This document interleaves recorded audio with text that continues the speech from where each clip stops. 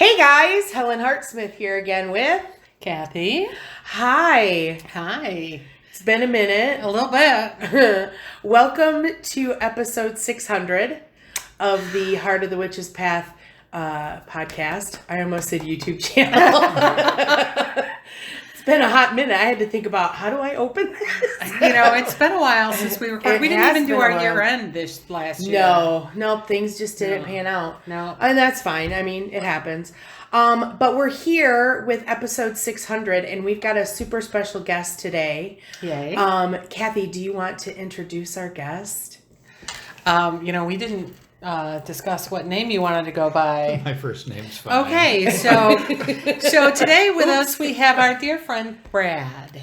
Hi, Brad. Hi, everybody. Welcome to the podcast. We've known Brad for a long time. Long time. Yes. And he has agreed to come on and give us the male perspective. And just talk about his path and what he does and what he doesn't do, yes.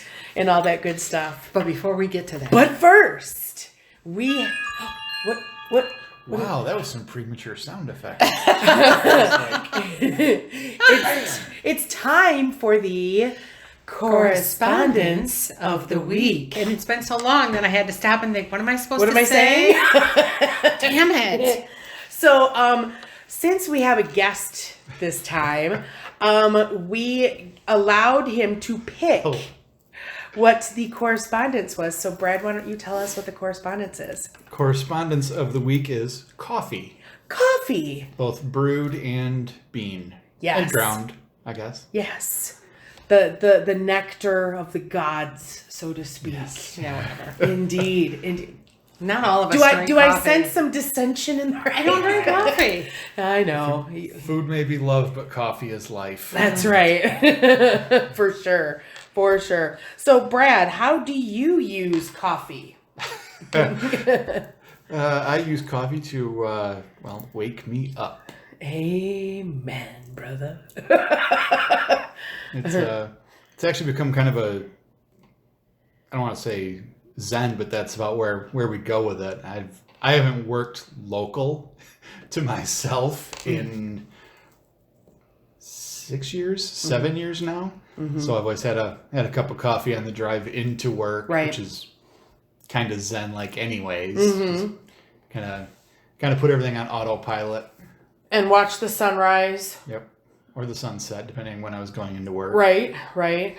Watch the landscape roll by, and I'm glad that I don't have a drive that's on the freeway. So it affords me seeing a lot more wildlife than... Well, no, I don't know. There's deer on the expressway. Yes. But is there bald eagles on the expressway? There is on 21. There is. I've seen a lot of hawks and falcons, yes. Mm-hmm. Yeah. So we're back to coffee, though. Yeah, back to coffee. So, what do you have? Is there any other magical correspondence that you kind of put with coffee? Not for me personally. I don't really practice, I guess. Everything just kind of, I guess if I thought about what I do in my daily life, I could attest some of it to magic or in my faith, but I don't really do much spell work wise. Mm-hmm. Well, for me, how I use coffee ties in exactly with that whole Zen to an extent. But for me, it's about energy, and it's about the wakefulness, and it's about, starting the day and things like that. I also put coffee with ancestors. Because I was going to bring that up. Yeah, because we do, if we do an offering at our ancestor altar, oftentimes it'll be a cup of coffee. They also like chocolate, things like that. Mm-hmm. So there's definitely that ancestor connection. And also for me, because I thought about this, I was like, well, how do I use coffee? I look at coffee as a bit of cleanliness too. And I attribute that to, have you ever been to like what's the stand? It used to be Global Sense. I don't Still know. is it still Global Sense? If you're sniffing the perfumed oils and it gets to the point where you're not smelling, they've got a bowl of coffee beans there. Right. Yeah, in looking things up, I also found that they suggest doing that exact thing for your tarot cards or other divination tools. Really? Like if you're going, especially if you're going to a show or a long weekend where they're going to be just general public and spiritual schmutz about storing your tarot cards or whatever with just a pouch of loose coffee beans, and it'll do the same thing. Interesting. It'll clean off. It's not, deep cleaning. It's not like sage. No, it's not cleansing and rededicating or anything like that, but it'll keep the schmutz off. Mm-hmm. That's interesting. I thought I might so. have to play with that. Yeah. Well, dig it. convocation's coming up. Plus, it'll make all your stuff smell like coffee. Right. That's never a bad thing. Never a bad thing. a nice little dark magic or something like Especially that. if you can Pavlov's dog into the attentiveness. You smell coffee and wake up. Right, yeah. Because sometimes, especially at convocation, sometimes if the room is too warm, you start dropping. Helen's going to be shuffling around, Right. smelling. I like that idea. All right. Well, that was the correspondence of the week. All right. So, I'm so glad that we have Brad here today because I always like, first of all, I always like talking about like folks' path and what, how they handle things and all that kind of stuff. But I know that here on the channel, we're extra specially tasty womeny. And so, I appreciate the opportunity to talk to a guy and, not necessarily have the guy's perspective, but it's nice to see what guys are doing because, the coven is completely women. And so it's kind of cool to have that. So We don't have that many guy friends we talk to all the time that are pagan, except Brad. Indeed. So let's talk about your path. Kathy and I know a little bit about your path, but how were you drawn to paganism? How I got there, I'm not real sure anymore. I just know there was a point where I was raised Methodist. In the church that my paternal grandparents, I don't think they founded, but when it was originally two separate churches, it became one. I know they were there almost from the beginning. Okay. So a lot of history. I had a lot of friends from high school in that church. So there just kind of came a point where they'd gone through a couple of different pastors, and I just going it just didn't fill me up anymore. I came across a quote somewhere long ago that when you're young, your glass is small, and faith fills you up, but as you grow, so does your glass. And the Christian faith just didn't fill my glass anymore. So then, did you start looking? Like, how did paganism specifically? Honestly, it started. I bought 2 books, and I bought them to do research for gaming with ADW. Okay. On something, and they were both DJ Conway. You know the 2 I'm going to say, Norse Magic and Celtic Magic. I believe I bought them at the same time. Okay. Wasn't Celtic Magic the one that you came over to my house and went, look, I have this? Yep, that was the very And first I said, book. oh yeah, I've had that one for a while. Yeah. It's like weed. It's the gateway drug. Yeah. For sure, it's So I just kind of I bought them for some other purpose, Mm-hmm. and then just kind of read them. Now, was there one that like spoke to you more than the other? In the beginning, it was Celtic. Uh-huh. Yeah. And now? For sure. Now it's Norse. I've since got rid of both. At some point, I got rid of both of those, and I've since bought Norse again. So, Lil One Press, you're welcome.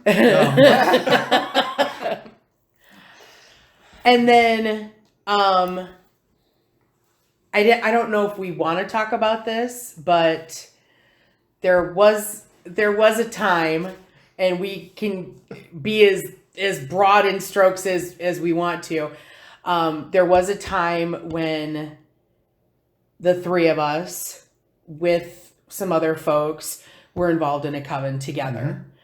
And all the experience that I personally have involving children and ritual involve your children. Your children are incredibly dear to me personally. I won't speak, I won't put words in Kathy's mouth or anything like that, but I think she's pretty close. Yeah. So we do definitely have a history together as far as our paths kind of coming together at one point in time. Do you have anything that you want to say about that? Well, before I actually joined in with you guys, I knew what was going on, and in periphery, I was practicing solitary candle magic for a minute or two. Again, somewhere online I did a hell of a purge, and I don't have any of those books anymore. Okay. I think I got rid of almost all my books at one point and have come back. But yeah. So talk to me about, or talk to us, sorry, about that. Like, do you remember like, was there a prompting about that? Like, were you done with paganism or like what? I know. You want to Hi, be Nala. involved. Say hi, Nala. I know. No, that's just... I don't know. Things just didn't... It was the same kind of feeling I went through with Christianity. It just didn't... Things just didn't feel right anymore. And I didn't necessarily blame paganism, but the candle magic, I never should have gotten into that. It was interesting. I'm actually still drawn to it a little bit, but I wasn't ready for candle magic. It's that newbie thing where you think you're ready to jump in with both feet on magic, and it's not really... Right. Oh, yeah, we've talked about that many times. That time was, I remember with a bit of fondness and a bit of, face palming, every time we did a ritual, well, what spell are you going to do? I'm going to do this one. What spell are you going to do? We were doing spells just to do spells. And, luckily nothing bad happened. No. Well, but Nothing big bad. right. Nothing capital B bad. Right. But, there was definitely some, we had no business doing that and stuff. So then, one question that I love to ask people. So what is there a word that you claim for yourself? I claim pagan. It's just the easiest when people, ask. And if they're in the know or they're interested, then they can, I'm certainly open for to follow up questions, right, or to set them straight. But especially, nowadays, heathen, which is I a little more heathenistic, is where that's my lean. But the word heathen is either viewed as, well, honestly, the way witch was around time of the craft, heathen is viewed that way now thanks to Vikings. either that or it's viewed as, well, racist, Right. supremacist. Yeah, there's some pretty big negative connotations that come with Heathen and Asatru because of recent activity, which is unfortunate because I've been doing quite a bit of reading about Asatruism and heathenry, and it's really beautiful.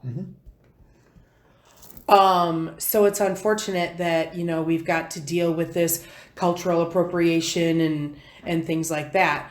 And hopefully history will help right that. It's cyclic.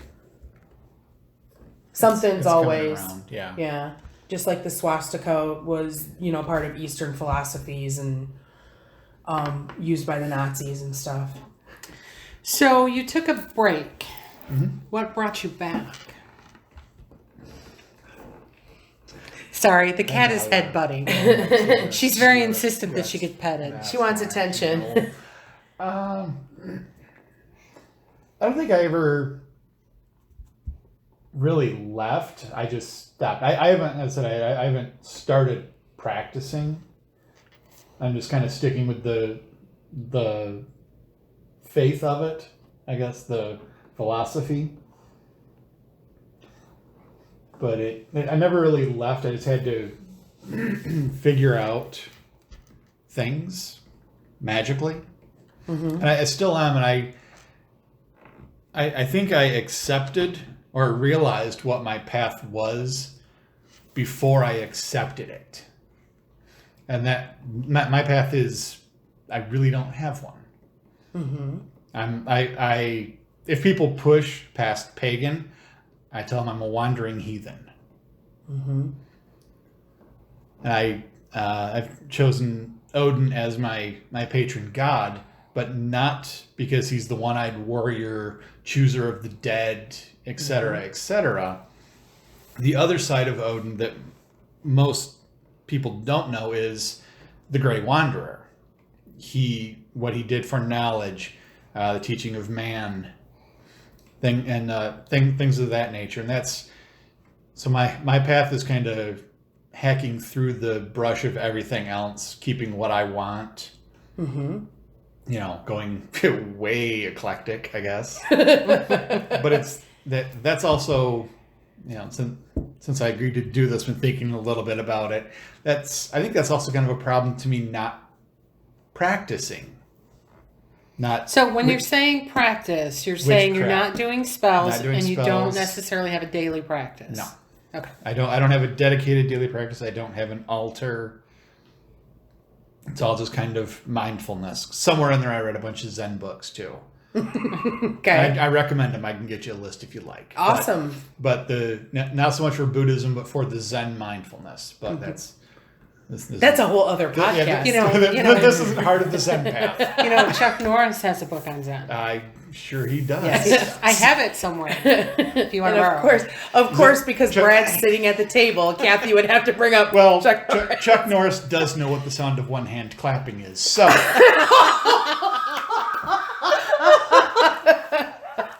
And if a tree falls in the forest and Chuck Norris isn't there to hear it, it stands back up and waits.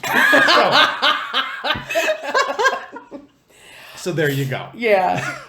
But okay, so what the way that your path is kind of taking you, it all makes sense that you don't necessarily have a daily practice. Right. And working with Odin Father myself, I know that we probably don't interact with him the same way. I wouldn't expect it to, because we're different people. Right. So I'm not going to make any assumptions with anything or anything like that. But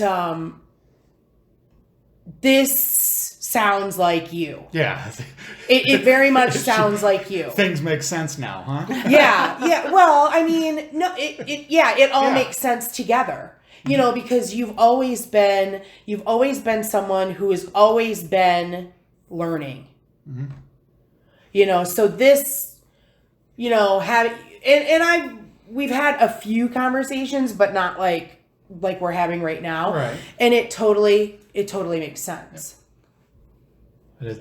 As I was saying, the jumbled path, I still somewhere in my brain and my baby witch upbringing, I feel that practice, ritual, spell, whatever, needs to be very ordered. Mm-hmm.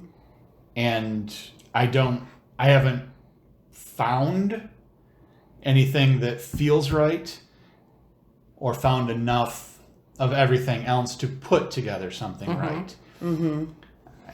Where I feel, wouldn't take this little bit and then suddenly go into something else from another tradition or thought. It just doesn't feel right yet. Have you read the book Icelandic Magic? No. By Stephen Flowers? No. AKA Edred Thorson. You might enjoy that. Because it gets into the grimoires that are based in Norse, in the Norse pantheon, and there's very few that like survived the burning times, but those that do, it's about spell work from that Norse pantheon perspective, Right. And it's really interesting, and it's a pretty quick read too. It's about 150, 200 pages maybe.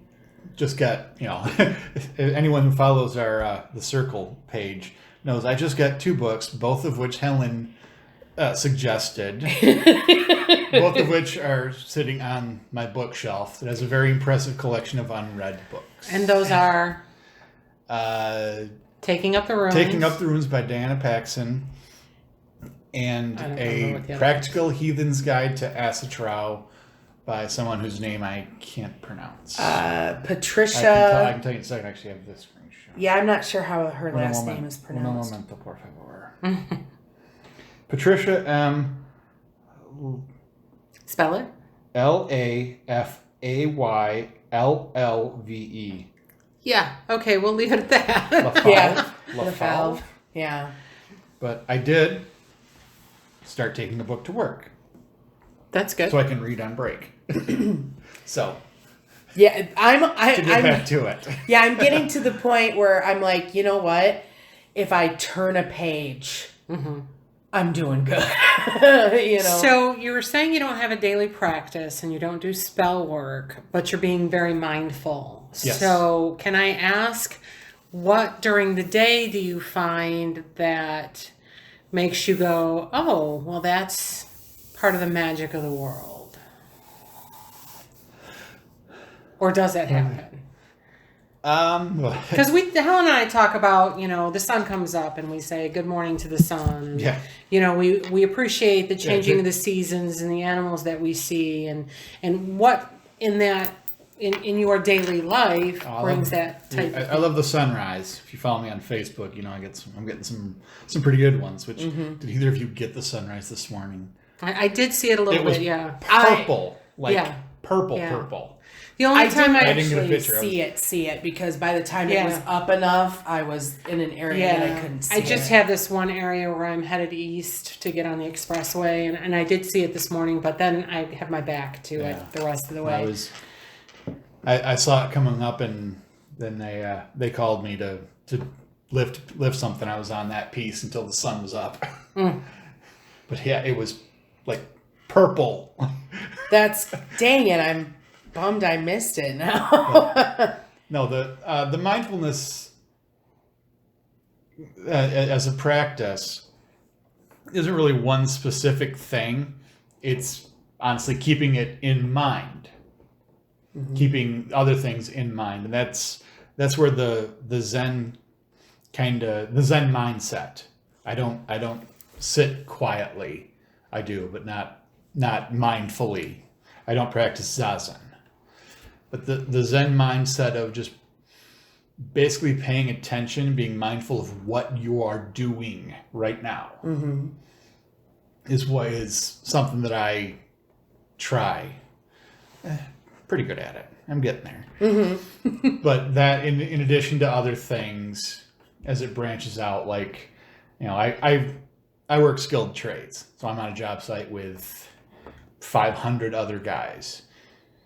And so any given day, any given time, there's 24 guys having a shitty ass day. Mm-hmm. And if I'm not there, something doesn't go right, blah, blah, blah. You know, then it blows up. And on top of that, the job that you have to be mindful because it's a dangerous it helps. job. It helps. So if you're not paying attention, you're going to hit the side of the building instead of getting it up on the roof. Right. Yeah, so that helps too. No pressure. Yeah, no pressure. No. So yeah, that does help. It gives me a little bit of focus about, you know, the multitasking, the controls, and keeping everything. Mm-hmm. Mm-hmm. Yeah. Well, I think something like that can be an act of magic in and of itself. To be that mindful of what you're doing as you're doing it, to me, is an act of magic. That's cool. It's an act of will. I mean, it's an act of will. I mean, I understand a small amount of what you do just because I drive a fork truck. And that, of course, is, I think that's kind of like a baseline. Yeah. Because you drive big things. I'm only one step up from a fork truck. Okay, but it's I'm still on a big. Skytrack right now. Yeah.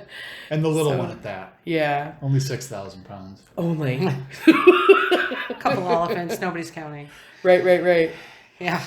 But I'm getting there. Takes time. So, you would not classify your practice as Wicca, is that correct? Correct. So, that being said, the rule of 3 is kind of a part of Wicca and witchcraft. Does that apply to you in your daily life in any way? Not so much. Okay. Not specifically as the rule of 3. My particular view on deity is very, very push and pull, cause and effect, yin yang, whatever you want to call it. Mm-hmm. And so having the reaction be greater than the action doesn't, well, it feels Christian vilification to me. You sinned, you're going to hell for eternity because you made one mistake.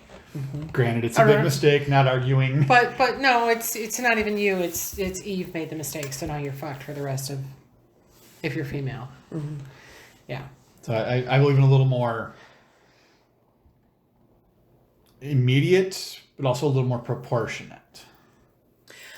So even though you might not be practicing magic, if you were inclined to practice magic, what is your approach then? Are you like, how does that play out for you? I don't understand. So sorry. So okay, so a big thing for Wiccans is that the rule of 3 helps that, or it quote unquote helps, you know, that whatever kind of intent you put out there is what will come back to you. Mm-hmm. Threefold, or however many whatever the times is. Yeah. And so it's kind of like it acts as a buffer. So, you know, if you do this, then this will happen. So that Mary down the street isn't going to curse her neighbor because she doesn't want that bad energy to come back to her. So do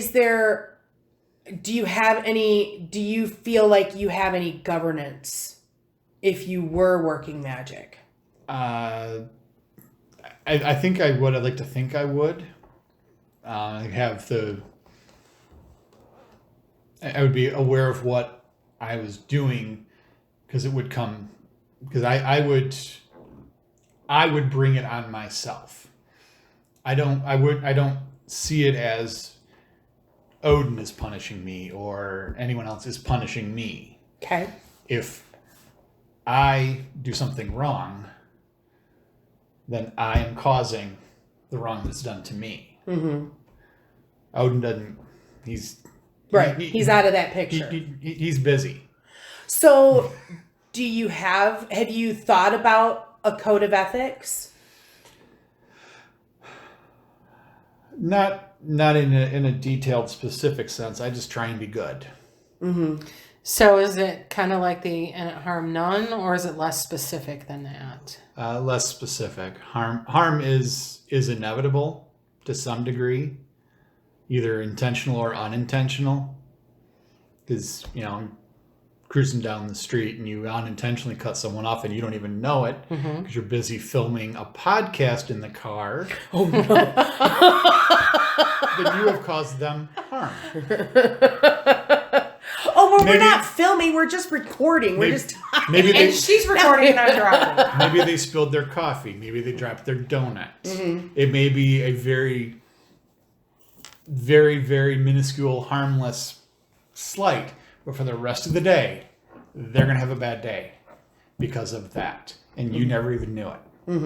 And so, do as you will and harm none is unrealistic. Well, I think the word intentional needs to be in there somehow. I think it's the whole and harm none is a very broad thing because you can't go through life and not harm anybody. But it's the choice between ills that you do. What is the least amount of harm that you can do? And I think there's been a lot of conversation about that. But it doesn't say, and it harm a little, do as you will, and harm none. But we've had this conversation. Right, yeah. This conversation has been had many times by many people. Right. And I think that I think the big thing is that each individual practitioner kind of has to come up with their own interpretation of what does that mean, and more importantly, what does that mean for them? Right. So, what we stress to our students is that, think about this and what does it mean to you? What are you willing to do? Because it's all about, this is your personal path and you have to make your choices. This is your relationship with the universe. And so, we're just telling you, things that you might want to think about. Right. Kind of a thing. So in an effort to understand kind of a thing. I also think it's all the same, all coming out of the same box. Right. Whether it's rule of three, karma. Sin, the golden rule. Yeah. It's all coming out of the same box. Right. Don't be a dick. Thank you. Yes. Don't be a dick. Yeah, for sure. Kathy swore first, so now I'm running. Don't. Hey, really? You did. Yes, you did. You dropped an F-bomb. Damn it! It's just how I talk. Yeah. We ended up talking with Brad for over an hour. So I'm going to go ahead and end this podcast here.